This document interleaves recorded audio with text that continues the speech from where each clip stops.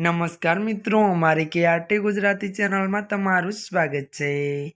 મિત્રો, અત્યારે હાલની સૌથી મોટી અને દુઃખદ ખબર સામે આવી રહી છે। જ્યાં મિત્રો આપને જણાવી દઈએ કે ત્યારે મિત્રો વાત કરવામાં આવે તો 31 વર્ષીય મહિલા ડોક્ટરે હોસ્ટેલમાં કરી આત્મહત્યા।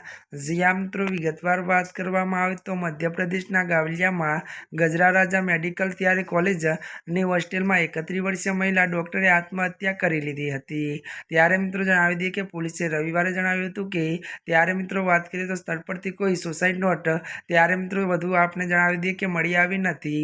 મહિલા ડોક્ટરના મૃતદેહને પોસ્ટમોર્ટમ માટે મોકલી આપવામાં આવ્યો છે।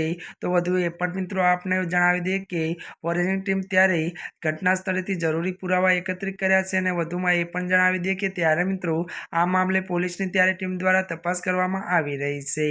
જ્યાં મિત્રો અત્યારની આ દુઃખદ ખબર મળી રહી છે।